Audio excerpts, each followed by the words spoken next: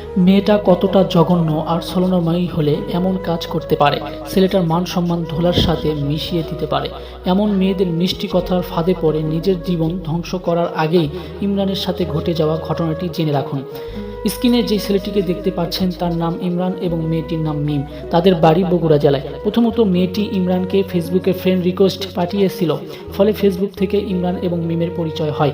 এরপর ধীরে ধীরে কথা বলতে বলতে দুজন দুজনের প্রেমে পড়ে যায়। শুরু হয় ভালো লাগা থেকে ভালোবাসার সম্পর্ক।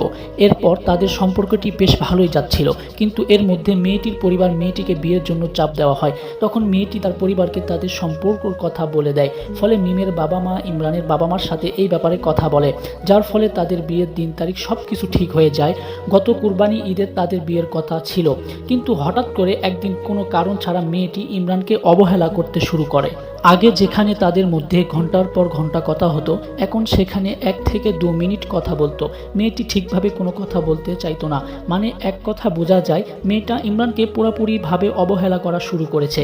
এক পর্যায়ে মিম ইমরানকে বলে, আমি তোমার কাছে ব্রেকআপ চাই, তোমার সাথে সম্পর্ক আর রাখতে চাই না।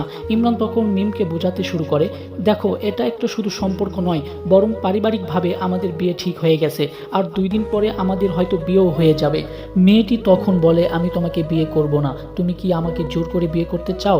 এক পর্যায়ে ইমরান মেয়েটির বাবা মাকে সব কিছু খুলে বলে। তখন মিম তার বাবা মাকে বলে, আমি ইমরানকে বিয়ে করতে পারবো না, ইমরান খারাপ বাজে ছেলে। অথচ মেয়েটাই ইমরানের সাথে সম্পর্ক করেছিল। কিছুদিন পর ইমরান দেখতে পায় মিম অন্য একটি ছেলের সাথে ফেসবুকে স্টোরি দেয়। তখন ইমরান জানতে পারে ওই ছেলেটির সাথে নাকি মিমের 3 বছরের সম্পর্ক ছিল। মিম ওই ছেলেটির সাথে 3 বছরের রিলেশন থাকাকালেও ইমরানের সাথে সম্পর্কে জড়িয়েছিল, অর্থাৎ ওই ছেলেটির সাথে সম্পর্ক ছিল বলে ইমরানের সাথে ব্রেকআপ করে দেয়। অথচ মেয়েটি নিজে থেকে ইমরানের জীবনে এসেছিল, আবার নিজে থেকেই চলে গেল। এদের মতো ছলনাময়ী মেয়েদের কারণে হাজারো ছেলের জীবন নষ্ট হয়ে যায়। এদের মতো মেয়েদের কারণে ছেলেদের বিশ্বাস উঠে যায়। সুতরাং এই ঘটনা থেকে সবাইকে একটা কথাই বলবো, জীবনে যাই করেন না কেন এই ধরনের বহুরূপী মেয়েদের থেকে সাবধান থাকুন এবং অন্যকে সতর্ক করতে এই ভিডিওটি শেয়ার করে দিবেন।